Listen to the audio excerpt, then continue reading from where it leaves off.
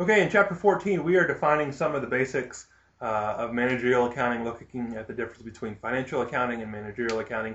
What we've done previously is financial accounting, where it's more geared towards outsiders. So shareholders and creditors can look at our financial statements. They're required to follow GAAP. Remember, generally accepted accounting principles is GAAP, so that we have everything on an even standard and you can compare company A to company B.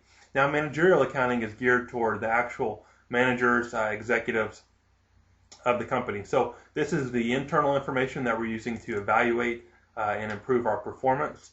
We can do pretty much whatever we want for managerial accounting. We're not subject to GAAP because this is not going outside of the company. These are just our internal documents and costs that we're using to improve our performance, evaluate our managers, and also price our products to give us the correct profit margin. Okay, under manufacturing costs, there's 5 different ways that the book looks at different types of cost and analyzes them that we need to cover. They're under the headings behavior, traceability, controllability, relevance, and function. So let's real quick look at each one of those. The first one is behavior. Whether a cost is fixed or variable. What's the difference between the two?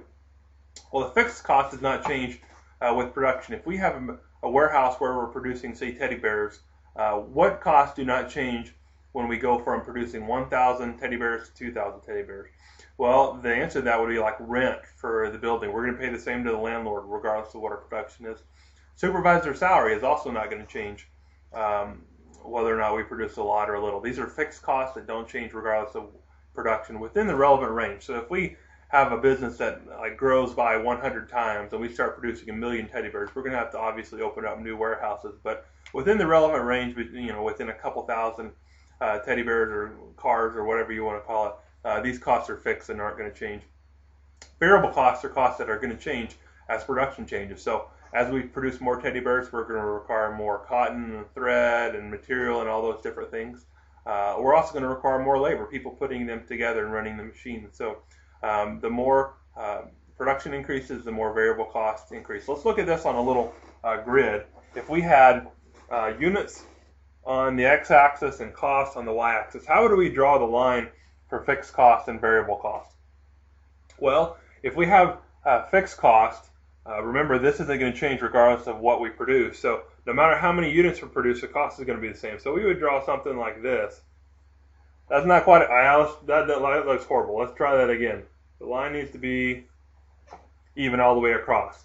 Okay, so regardless of where we produce 1,000 units or 2,000 units, our fixed cost might be $1,000,000. That's not going to change. What is our, we'll put the little FC there. What is our variable cost going to be? Well, our variable costs, if we don't produce anything, are going to be 0, but they're going to increase as our units increase. So they might have a line like this.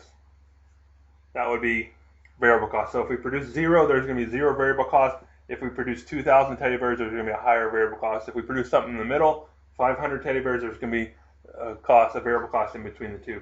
So what would we do? What would our total cost look like on this graph? Well, we would essentially combine the two lines. We're going to have a line that's parallel to our variable cost, but we're going to start it, instead of here, we're going to start it here. So it would look something like that. That would be our total cost, combining the fixed and the variable cost together. Usually they're going to be one of the two. Sometimes you have what you call step variable cost or mixed cost. They have elements of both, but usually you're going to classify them as one of the two, variable cost or fixed cost. Okay, direct costs. The difference between direct costs or indirect costs fall under traceability. Can we trace this to the actual product? Now, we talked a minute ago about production of a teddy bear. We have the materials that go into the production and the labor that go into putting it together.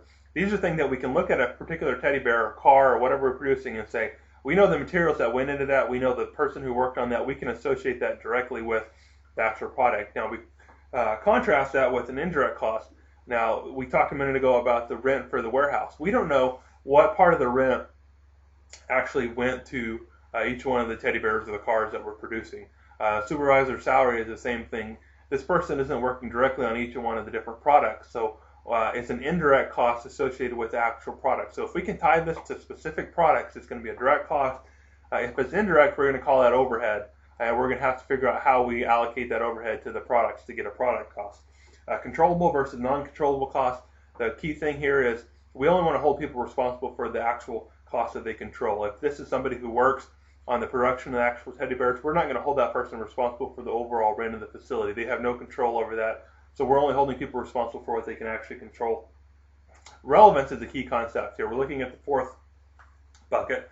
A lot of times you'll hear the word sunk cost. So sunk cost is something that we expended in the past, like we brought somebody in and hired them and gave them a $10,000 signing bonus.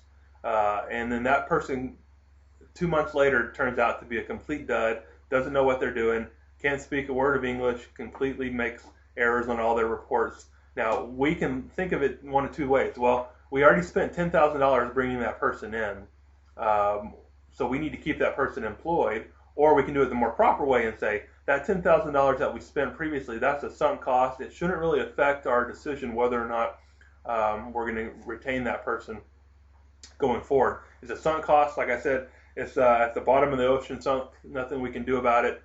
So we ignore those costs in future decision making. A lot of times companies invest all this money in a particular product, say a new car line, and that car line turns out to be a dud, but they think to themselves, well, we've already invested so much money in this, we need to continue and try to make this work. Well, that is a sunk cost. It really doesn't affect our future decision making. If this is a sign of maturity to view that as a sunk cost and make the best decision going forward, that's difficult for a lot of people a lot of times. Out-of-pocket costs and the opportunity costs are the two relevant costs that we need to think about going forward. How much are we going to have to expend in the future out of pocket for these various decisions? And secondly, what is the opportunity cost? The opportunity cost is the next best decision that we can either make with our money or our time. So rather than producing teddy bears, an opportunity cost of that would be maybe making candy canes, or rather than producing type of car A, we could be producing car B, or we could take that money and invest it in, like in the stock market. Opportunity cost is something that we can do with our money or our time in a different direction, and the actual profit that would come from that. The final one is the function of cost, whether it's a product cost or a period cost. Now, a product cost is things that go into the actual value of what we're producing, and those typically fall into three buckets: the materials, the labor, and the overhead. We'll get to those here in just a minute. A period cost is required for operations, but it's not necessarily tied to an actual product. So an example of those are the people who go out and sell the product. Once the product's already done, we draw a line there and we say, now it's done, it's on our books as inventory, what's required to sell it? So, these other costs are going to fall under period costs. As we look on our, go back to our vertical analysis income statement where we had sales minus cost of goods sold. These costs of goods sold are our product costs. We subtracted that and we got gross profit. And then later from that, we subtracted expenses. Those expenses are our period costs. So, product costs come above gross margin, period costs come below gross margin.